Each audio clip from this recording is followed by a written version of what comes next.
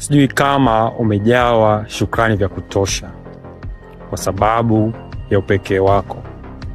Wewe ni aina ya uzuri wa mtu ambaye hajawahi kuwepo. Umebeba nishati ya kipekee ndani yako, au uwezo wa kiungu ambao ni kutokuzuilika. Ulimwengu unajaribu kupoteza mtazamo huu kutoka kwako kwa kuletea vikwazo kama hofu, mashaka, uoga. Lakini nishati hii iko ndani yako na haijawahi kukuacha.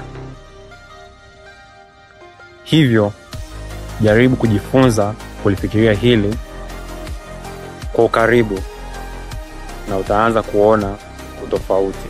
Utaanza kuona matokeo ya kipekee sana. Jifikirie hili, wewe ni wa kipekee.